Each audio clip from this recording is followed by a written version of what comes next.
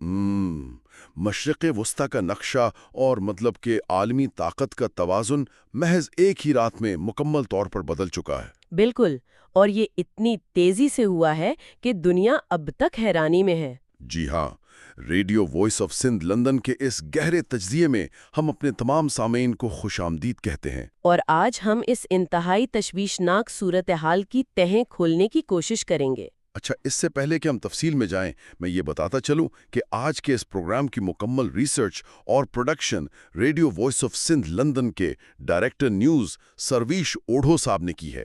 جی، اور ان کی اسی محنت کی بدولت ہم آج ان پیچیدہ عالمی واقعات کا ایک گہرا اور بالکل غیر جانبدارانہ جائزہ لے رہے ہیں۔ آج 3 مارچ 2026 ہے اور اس وقت پوری دنیا کی نظریں امریکہ اور اسرائیل کی جانب سے ایران پر ہونے والے ان براہ راست حملوں پر جمی ہوئی ہیں، جنہوں نے عالمی معیشت اور سلامتی کے پورے نظام کو ہلا کر رکھ دیا ہے۔ تو ہمارا مقصد آج صرف خبروں کی سرخیاں پڑھنا نہیں ہے، بلکہ ہم یہ سمجھیں گے کہ یہ کثیر الملکی جنگ کیسے شروع ہوئی، اس میں کون کون شامل ہو رہا ہے، اور سب سے اہم بات، اس کے اثرات کیا ہوں گے۔ دیکھیں، حالات کی سنگینی کا اندازہ آپ اس بات سے لگا سکتے ہیں کہ سفارتی کوششیں جس طرح ناکام ہوئیں اور پھر جس تیزی سے فوجی کارروائی کی گئی۔ مطلب جدید تاریخ میں اس کی مثال کم ہی ملتی ہے۔ بالکل، 28 فروری 2026 کی وہ صبح محض ایک فوجی آپریشن کا آغاز نہیں تھا، یہ خطے کی سیاست میں ایک ایسا موڑ تھا جہاں سے واپسی اب ناممکن دکھائی دے رہی ہے۔ اچھا، مجھے یہ بتائیں کہ اس دن کی شروعات میں اصل میں ہوا کیا تھا، کیونکہ 2 متوازی آپریشنز کی بات ہو رہی ہے۔ جی، امریکی سینٹ کام نے اپنے حملوں کا نام ایپک فیوری رکھا اور دوسری طرف اسرائیلی دفاعی افواج کی کارروائی کو لائنز رور کا نام دیا گیا۔ اور ان حملوں کا سب سے بڑا اور میں کہوں گا کہ فیصلہ کن ہدف ایران کے سپریم لیڈر آیت اللہ علی خامنئی کی ہلاکت تھی۔ اور یہ کوئی چھوٹی بات نہیں ہے۔ ایک طویل عرصے سے یہ بحث چل رہی تھی کہ کیا کبھی ان کے خلاف براہ راست کارروائی ہوگی، اور اس حملے نے اس بحث کو ایک تلخ حقیقت میں بدل دیا۔ صدر ٹرمپ اور اسرائیلی وزیر اعظم نتن یاہو کے بیانات اگر آپ دیکھیں تو ان میں واضح تھا کہ یہ کوئی انتباہی پیغام نہیں تھا۔ تو ان کے اہداف بالکل واضح تھے: ایران کا جوہری پروگرام تباہ کرنا، بیلسٹک میزائل تنصیبات کا خاتمہ، اور سب سے بڑھ کر موجودہ ایرانی حکومت کا مکمل خاتمہ، یعنی جسے رجیم چینج کہا جاتا ہے۔ اور تاریخ گواہ ہے کہ جب جنگ کے مقاصد میں حکومتوں کی تبدیلی شامل ہو جائے تو جنگ کا دائرہ غیر متوقع ہو جاتا ہے۔ اور اس کی شدت کا اندازہ اس بات سے لگائیں کہ اسرائیل نے ایک ہی دن میں 1200 سے زائد بم گرائے۔ 1200 بم ایک دن میں! یہ کوئی معمولی فضائی کارروائی نہیں تھی، یہ ایک انتہائی مربوط فوجی مہم تھی۔ اور ساتھ ہی تاریخ کا سب سے بڑا سائبر حملہ بھی کیا گیا۔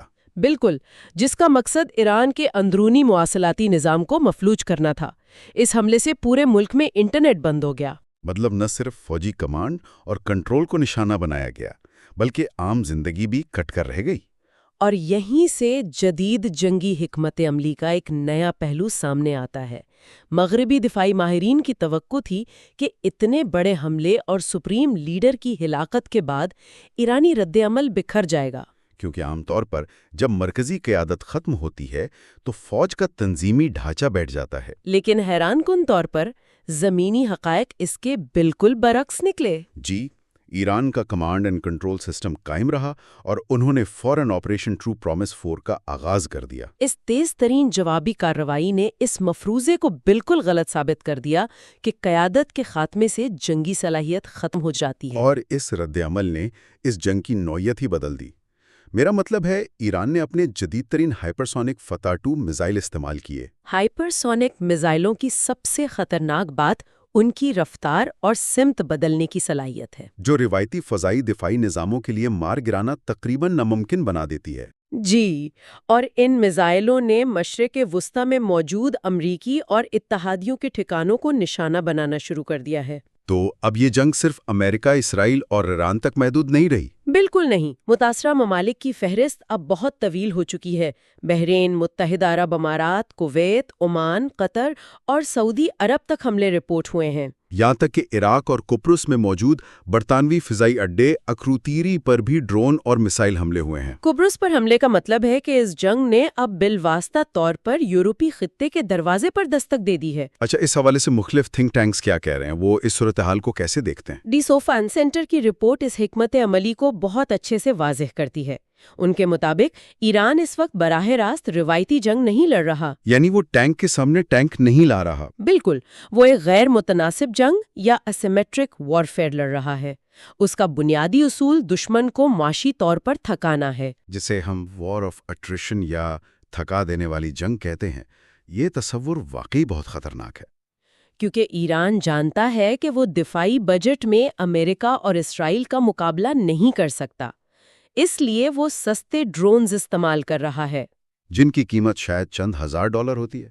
لیکن جب امریکہ یا اتحادی ان کو گرانے کے لیے اپنا دفاعی نظام استعمال کرتے ہیں تو ایک میزائل لاکھوں ڈالر کا پڑتا ہے۔ طویل مدتی بنیادوں پر یہ کسی بھی عالمی طاقت کی معیشت کے لیے ناقابل برداشت ہو سکتا ہے۔ یہ میدان جنگ سے زیادہ ملکی خزانے کی جنگ بن چکی ہے۔ معاشی پہلو تو ہے، لیکن اس تنازع کی سب سے تکلیف دہ قیمت انسانی جانوں کی صورت میں ادا کی جا رہی ہے۔ جنگ کے اعداد و شمار صرف ان سے نہیں ہوتے، یہ تباہ شدہ خاندانوں کی کہانیاں ہوتی ہیں۔ بالکل، اور تفصیلات بہت اندوناک ہیں۔ اب تک کے ذرائع بتاتے ہیں کہ ایران میں 555 سے زائد افراد ہلاک ہو چکے ہیں، جن میں شہری آبادی کا بہت بڑا نقصان شامل ہے۔ اور خاص طور پر میناب کے علاقے میں لڑکیوں کے ایک اسکول پر اسرائیلی حملے کا واقعہ۔ اس میں 180 طالبات جان کی بازی ہار گئیں۔ یہ واقعہ جنگ کے جدید اصولوں پر بہت سنگین سوالات اٹھاتا ہے۔ اس کے علاوہ فوجی نقصانات کی بھی رپورٹس ہیں۔ امریکی سینٹ کام کے مطابق 6 امریکی فوجی ہلاک ہوئے ہیں، اور ان میں سے 3 ہلاکتیں کویت میں ایک انتہائی افسوسناک فرینڈلی فائر کے واقعے میں ہوئیں۔ جی، جہاں کویت کے فضائی دفاعی نظام نے غلطی سے امریکی F-15 طیاروں کو دشمن کا ہدف سمجھ کر نشانہ بنا دیا۔ جنگی حالات میں ایسی غلطیاں غیر معمولی نہیں ہوتیں، لیکن ان کے نتائج تباہ کن ہوتے ہیں۔ اور اسرائیل کے اندر بھی ہلاکتیں رپورٹ ہوئی ہیں۔ ایک اور پہلو جو اکثر نظر انداز ہو جاتا ہے وہ غیر ملکی شہریوں کا نقصان ہے۔ متحدہ عرب امارات اور بحرین میں مقیم لاکھوں تارکین موطن، جن کا اس سیاست سے کوئی لینا دینا نہیں ہے۔ حالیہ میزائل حملوں میں بھارت، پاکستان اور بنگلہ دیش کے کئی شہری ہلاک ہوئے ہیں۔ یہ وہ لوگ ہیں جو روزگار کے لیے وہاں گئے تھے اور 2 عالمی طاقتوں کی کشمکش کا شکار بن گئے۔ ایمنسٹی انٹرنیشنل اور ہیومن رائٹس واچ اس صورتحال پر مسلسل نظر رکھے ہوئے ہیں۔ ان تنظیموں کا موقف کیا ہے اس وقت؟ وہ بالکل غیر جانبدار انداز میں حقائق پیش کر رہے ہیں۔